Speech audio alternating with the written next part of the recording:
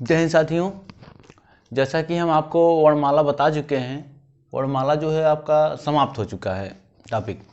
और वर्णमाला में हम सोचे आपको लगभग 10-20 प्रश्न करवाते चलें, ठीक है।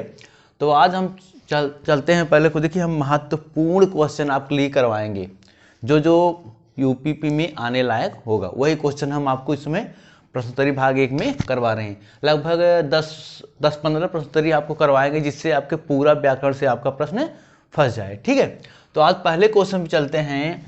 सबसे पहले, भाषा की सबसे छोटी इकाई क्या है? भाषा की सबसे छोटी इकाई क्या है? भाषा की सबसे छोटी इकाई हमने क्या बताया था? ध्वनि है। भाषा की सबसे छोटी इकाई ध्वनि।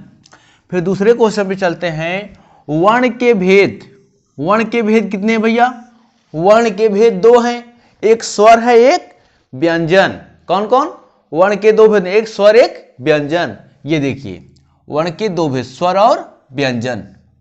क्वेश्चन पूछेगा वर्ण के कितने भेद हुए? तो 2। अब पूछेगा कौन कौन है, तो आपको बताना होगा स्वर और व्यंजन। फिर तीसरे क्वेश्चन पे चलते हैं। हिंदी में स्वरों की संख्या है कितनी है भैया? 11। हिंदी में स्वर की संख्या कितनी है? 11 है। फिर चौथे नंबर पे चलते हैं। हिंदी में व्यंजनों व्यंजनों की संख्या, हिंदी में व्यंजनों की संख्या कितनी है? 33। अगर मान लीजिए 33 नहीं दिया है तो आपको 35 टिक करना है, क्योंकि एक होता है आपका द्विगुण व्यंजन, जिसे हम उच्छिद व्यंजन, जिसे हम ताड़नजात व्यंजन कहते हैं।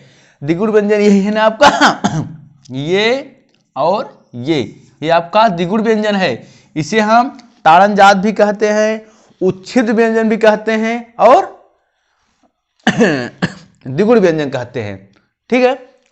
तो इन दो जब हम मिला देंगे तो 35 हो जाएगा, लेकिन अभी केवल 33 माना जाता है। जब मान लीजिए नहीं दिया है, तो 33 नहीं दिया हो ऑप्शन में, तो 35 अगर दिया हो तो 35 टिक करिएगा। अगर मान लीजिए 35 और 33 दोनों दिया है तो आपको 33 पे ही टिक करना है, ठीक है। अगर मान लीजिए पूछता है केंद्रीय हिंदी निदेशालय के अनुसार व्यंजनों की संख्या तो 35 बताना है आपको, ठीक है। फिर चलते हैं पांचवें क्वेश्चन पर। हिंदी में मात्राओं की संख्या, मात्रा भैया, मात्राओं की संख्या 10। कितनी है? 10। कौन कौन है? जो आपका आ है, आ की कोई मात्रा नहीं होती, बाकी जितने स्वर बचे हो क्या आपके मात्रा हो गए, ठीक है। तो मात्राओं की संख्या कितनी है? 10। अस्पर्श व्यंजन, अस्पर्श व्यंजन की संख्या 25 है। कितनी है भैया? 25। अस्पर्श व्यंजनों की संख्या 25 है। कौन? क से लेकर म तक। फिर आइए चलते हैं ऊष्म व्यंजन। ऊष्म व्यंजन की संख्या कितनी है? 4। ऊष्म व्यंजन कौन कौन है आपके? जो उसे हम संघर्षी व्यंजन भी कहते हैं ऊष्म व्यंजन को। ये है आपका, देखिए ऊष्म व्यंजन यही है आपका श, फिर आपका श, फिर आपका श, फिर आपका ये है। ये ऊष्म व्यंजन क्या है आपके?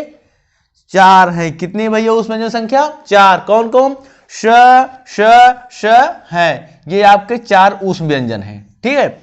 अब आप चलते हैं 8वां क्वेश्चन पर। अंतःस्थ व्यंजन की संख्या कितनी है? अंतःस्थ व्यंजन, इसे हम कितनी है भैया? 4 है। कौन कौन? य, र, फिर आपका ल, फिर व। समझ गए? तो अंतःस्थ व्यंजन की संख्या 4 है। कौन कौन है? ये आपके सामने है, य, र, ल, व। समझ गए? अब चलिए चलते हैं। भाषा की सबसे लिखित इकाई वर्ण है। भाषा की सबसे छोटी लिखित इकाई होना चाहिए, यहां पर गलत लिखा गया है। भाषा की सबसे छोटी, यहां मान लीजिए छोटी है, ये छोटी लिखित इकाई क्या है? वर्ण है। क्या है भैया? ये आपका क्या है? लिखित इकाई वर्ण है। देखिए, अगर पूछता है भाषा की सबसे छोटी इकाई, अगर ध्वन तो ध्वन टिक करना है। जब पूछ लिया लिखित इकाई तो वर्ण। और मान लीजिए जैसे हमने बताया ना आपको, ध्वन क्या है? जो हम बोलते हैं वर्ण को या व्यंजन को। जैसे हमने बोला क बोल दिया, ये क्या है? आपका ध्वन है। वही क को अगर हम लिख देते हैं तो यह क्या हो जाएगा? आपका वर्ण हो जाएगा भैया, बस इतना अंतर है इसमें, समझ गए। चलिए अब चलते हैं क्वेश्चन नंबर 10 पर। ठीक है, देखिए साथी दूसरे पेज पर, जैसे निम्नलिखित में से अयोगवाह है, निम्नलिखित में से अयोगवाह है, अयोगवाह महाप्राण, विसर्ग, अल्पप्राण, संयुक्त व्यंजन, किसे अयोगवाह व्यंजन कहा जाता है? इसमें व्यंजन नहीं है, विसर्ग को कहा जाता है भैया। किसे? विसर्ग। अयोगवाह व्यंजन कितने हैं? 2 हैं। एक आपका अनुस्वार, ये आपका एक ये अनुस्वार है, एक आपका विसर्ग ना। तो विसर्ग देखिए यहां पर है, ये आपका सही है। निम्नलिखित में से अयोगवाह है महाप्राण, विसर्ग, अल्पप्राण, संयुक्त व्यंजन। तो कौन है? विसर्ग है। 6 वर्ण किसके योग से बना है? 6 वर्ण किसके योग से बना है? आपका है क, श, क, च, क, श, ज, इ। बताइए क वर्ण, 6 वर्ण किसके योग से बना है? ये बना है भैया, ये भी नहीं बना है, ये बना है, ये भी नहीं बना है, ये बना है, ये भी नहीं बना है। कौन बना है? ये क और ये मूर्धन श इसे बोलते हैं। क्या बोलते हैं? मूर्धन श। ये दोनों मिलके आपको क्या बताएंगे? ये 6 बनाएंगे, 6 वर्ण। ठीक है, अब चलिए 13 नंबर क्वेश्चन पर, द्वित्व का प्रयोग किस शब्द में हुआ है? द्वित्व का प्रयोग किस शब्द में हुआ है? वल्गा में, दिल्ली में, कंपन में, संयुक्त में। तो द्वित्व का प्रयोग तो किस में हुआ भैया? वल्गा में हुआ है? नहीं हुआ है। कंपन में हुआ है? नहीं हुआ है। संयुक्त में हुआ है? नहीं हुआ। किस में हुआ? दिल्ली में। देखिए द्वित्व बहुत सरल है। द्वित्व में जो वही वर्ण देखिए बार बार आए, जो वही वर्ण क्या है आपका दोबारा आए। जैसे देखिए ल आया इसमें न, ल 2 बार आया ना, वो क्या है आपका द्वित्व वर्ण। जैसे आपका बिल्ली, बिल्ली है आपका, बिल्ली देखिए बिल्ली क्या है? द्वित्व वर्ण है, इसमें ल आया है। और जैसे कुत्ता, वही वर्ण 2 बार आए, देखिए कुत्ता, वही वर्ण जो 2 बार आए उसे क्या कहेंगे? द्वित्व व्यंजन। ठीक है। ओम, ओम किस तरह का शब्द है? ओम जो है आपका किस तरह का शब्द है? ह्रस्व स्वर है, दीर्घ स्वर है, प्लुत स्वर है कि घोष स्वर है? तो क्या है भैया? ये ओम है। ओम किस तरह का शब्द है? हम हर क्लास में बता चुका हूं, पिछली क्लास में या जो क्लास पढ़ाया हूं उसमें मैं बता चुका हूं कि प्लुत स्वर किसे कहते हैं। हमें ख्याल से हम पहले ही क्लास में ये बता दिए हैं आपको। ओम किस तरह का शब्द है भैया? ह्रस्व स्वर है कि दीर्घ स्वर है कि प्लुत स्वर है कि घोष स्वर है? ह्रस्व स्वर तो नहीं है। ह्रस्व स्वर कितने होते हैं? 4 होते हैं, अ, ई, उ, री, ये ह्रस्व स्वर हो गए। दीर्घ स्वर कितने होते हैं भैया? 7 होते हैं। कौन कौन? बड़ा आ, ई, उ, री, री नहीं ए, आई, ओ, औ, आ, ई, उ, फिर ए, आई, ओ, औ। 7 स्वर हुए, 7 दीर्घ हुए, 4 मूल स्वर हुए, ह्रस्व स्वर हुए, चाहे मूल कहिए। घोष स्वर क्या होते हैं? घोष स्वर तो कौन आपको मालूम होगा, हम इसका ट्रिक भी बताए हैं। घोष स्वर का कौन होते हैं? क, ख। जैसे मान लीजिए एक वर्ण में 5 वर्ण होते हैं या 5 व्यंजन, तो क, ख क्या है आपका? अघोष है। बाकी जो बचा वो सघोष, मतलब 3, 4, 5 आपका क्या है? घोष या सघोष। और पहला दूसरा अघोष, वो भी नहीं है। तो कौन है भैया?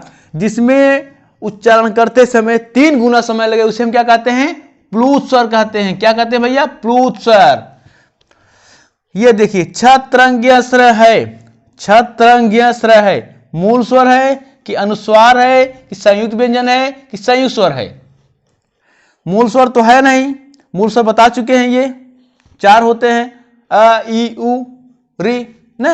अनुस्वार, अनुस्वार भी नहीं है। अनुस्वार ऐसे हम ऊपर बताएं, ये देखिए अनुस्वार वाला है। संयुक्त व्यंजन है कि संयुक्त स्वर? इसमें आप भ्रम में पड़े, इसमें आप भ्रम होंगे जरूर। ये है कि ये तो संयुक्त कौन है भैया? ये आपका संयुक्त व्यंजन। संयुक्त व्यंजन संख्या हमने 4 बताया था, छत्रंगीय स्वर। तो ये सही। और संयुक्त स्वर क्या भैया? ये आपका संयुक्त स्वर कितने होते हैं? 4 होते हैं, ए, ऐ, ओ, औ ना, ये संयुक्त स्वर हुए। अब चलिए क्वेश्चन नंबर 16 चलते हैं। न व्यंजन का उच्चारण स्थान है, न व्यंजन का उच्चारण स्थान है। कौन? मूर्धा, नासिका, नासिका तो है लेकिन मूर्धा नहीं है, ये भी नहीं माना जाएगा। वर्ष है कि नासिका है कि ओष्ठ है कि नासिका है, कंठ है नासिका। नासिका तो न है, सब जानते हैं ना, नासिका सब जानते हैं, नासिका तो है ये ना, लेकिन अभी इसमें देखना है मूर्धा है कि वर्ष है कि ओष्ठ है कि कंठ है। तो वर्ष व्यंजन है, वर्ष और ये नासिका, ये सही है। वर्ष व्यंजन में लिखा था न स र ल, ये वर्ष व्यंजन है, न स र ल, ये क्या है भैया? वर्तस व्यंजन, वर्तस न, तो वर्ष न तो है लेकिन नासिका भी है। ठीक है, अब चलिए चलते हैं क्वेश्चन नंबर 17 पर। देखिए दोस्तों, चलते हैं 17वें नंबर क्वेश्चन पर। जो सभी स्वर क्या होते हैं आपके? सभी स्वर आपके अल्पप्राण होते हैं। क्या होते हैं? सभी स्वर अल्पप्राण होते हैं। सभी स्वरों की संख्या कितनी है? 11 है। कौन कौन है ये देखिए हम बता दे रहे हैं। अ है आपका, आ है, ई है, बड़ा ऊ, ये बड़ा ऊ, फिर आपका री है, फिर आपका ए है, फिर ऐ है, ओ, औ, ये आपके स्वर हुए। स्वरों संख्या कितनी है? 11। 1 2 3 4 5 6 7 8 9 10 11। तो सभी स्वर क्या होते हैं आपके? अल्पप्राण होते हैं। अल्पप्राण किसे कहते हैं ये हम बता चुके हैं पीछे क्लास में।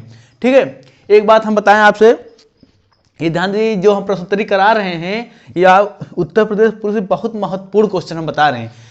पूरा जो प्रश्नोत्तरी करा रहे हैं ये जान लीजिए, जितना हम पढ़ाए हैं अगर ये आप उसी में से बता रहे हैं, कहीं बाहर से हम प्रश्न नहीं ला रहे हैं, उसी में से बता रहे हैं, और जितना बता दे रहे हैं उसमें आपका पूरा क्वेश्चन फंस जाएगा। ठीक है, एक बात और, जो भी पुलिस की तैयारी करते हैं वो क्लास को शेयर कर दें। जो भी बच्चे हमारे देख रहे हैं वीडियो को, क्लास को शेयर कर दें और लाइक कर दें, और कमेंट भी किया करिए कि क्वेश्चन कुछ पूछ भी लिया करिए कि क्या क्वेश्चन जो आपको पूछने लायक है। हम नंबर एक दिन देंगे आपको, तो व्हाट्सएप पे आप लिख के भेज भी सकते हैं ना। तो जो भी आपके दोस्त हो सबके पास आप शेयर कर दीजिए, जिससे हर एक के पास पहुंच जाए ये हम वीडियो। तो चलिए चलते हैं 18वें नंबर। वर्ग का 1 3 5, 1 3 5 क्या होते हैं? अल्पप्राण। अब 1 3 5 क्या है हम बता चुके हैं पिछली क्लास में, एक बार फिर बता दे रहे हैं आपको। जैसे आपका ये क है, ख है, ग, घ, आपका अंग। अब 1 3 5 जैसे देखिए 1 2 3 4 5। अब हम इसमें आपको मान लीजिए ढूंढना होगा कौन सा अल्पप्राण है कौन सा महाप्राण, तो वही हम ट्रिक लगा दिए हैं। 1 और 3 5 क्या भैया आपका? अल्पप्राण। 1 3 5 क, ग, अंग। अगर पूछेगा कौन सा इसमें अल्पप्राण है तो 1 3 5 याद करिए रहेगा। क अल्पप्राण है, ग अल्पप्राण है, अंग अल्पप्राण है। समझ जाएंगे ना अब फिर देखिए, फिर वही वर्ग का 2 4 महाप्राण है। ये देखिए 2 और चौथा, ये आपका क्या भैया? महाप्राण व्यंजन है। पूछेगा ना क्वेश्चन, पूछ सकता है कि कौन सा महाप्राण व्यंजन है हर वर्ग का। क ख ग घ च छ ज ञ ट ठ ड त थ द ध न प फ ब भ म, ये लिख लीजिए। उसके ऊपर 1 2 3 4 5 लिख लीजिएगा। फिर इसके बाद जो पूछेगा वो आप टिक कर दीजिए। मान लीजिए पूछ लिया कि आपका फ कौन सा व्यंजन है? अल्पप्राण है कि महाप्राण? तब क्या बताएंगे आप? महाप्राण ना। अब चलिए क्वेश्चन नंबर 20 में चलते हैं। सभी स्वर क्या होते हैं? घोष वर्ण होते हैं। ये जो आपके स्वर हैं भैया, ये क्या होते हैं? घोष वर्ण होते हैं। सभी स्वर, जितने स्वर हैं क्या है? घोष वर्ण। एक चीज और ध्यान दीजिए, जो आपके अंतःस्थ व्यंजन है ये आपका य र ल व, ये भी क्या है? आपके अल्पप्राण व्यंजन है। ठीक है, और श ये है। आपका क्या है सब, ये महाप्राण व्यंजन है। समझिए, देखिए 1, 3, 5 वर्ग का और यह अल्पप्राण, इसके बाद 2, 4 वर्ग का और श ख श है, महाप्राण व्यंजन है। याद हो गया। अब चलिए चलते हैं, सभी स्वर क्या होते हैं भैया, आपके घोष वर्ण होते हैं। घोष वर्ण क ख घोष, बाकी जो बचा सघोष। इसमें हम देखिए टिक लगाए हैं, ये देखिए सभी स्वर क्या है आपके, घोष, यही वाला जो ये स्वर ना, सभी स्वर क्या होते हैं, घोष वर्ण। अब देखिए वर्ग का पहला दूसरा वर्ण, वर्ग का पहला दूसरा वर्ण क्या होता है भैया, अघोष। देखिए इसी बोर्ड पर हम बता दिए जिससे आप कंफ्यूज ना हो, अल्पप्राण महाप्राण बता दिए हैं। अब यहां देखिए बता रहे हैं कि वर्ग का पहला दूसरा अघोष सघोष होते हैं ना, प्राणत के आधार, स्वर तंत्रीय कंपन के आधार पर। तो ये देखिए पहला दूसरा वर्ण आपका अघोष, जैसे हम फिर इसमें बता लिख के, एक क हुआ, ख हुआ, ग, फिर घ, फिर आपका अंग। अब ये देखिए कौन सा वर्ण इसमें अघोष व्यंजन है, तो आप ऐसे लिख लीजिएगा 1, 2, 3, 4, 5। अब आप पहला दूसरा वर्ण देखिए कौन है, क और ख ना, कौन सा वर्ण ये है, अघोष व्यंजन है। क ख क्या है आपका, अघोष। फिर देखिए वर्ग का तीसरा, चौथा, पांचवा वर्ण सघोष या घोष होते हैं। वर्ग का तीसरा, चौथा, पांचवा वर्ण क्या होते हैं, सघोष। जैसे देखिए तीसरा, चौथा, पांचवा, ये क्या है आपके, सघोष व्यंजन है भैया ना, सघोष। और ये क ख क्या है आपका, अघोष। ऐसे च छ क्या है आपका, अघोष के बाद ज च छ ज झ, ये क्या आपके सघोष व्यंजन है। ठीक है। और आपके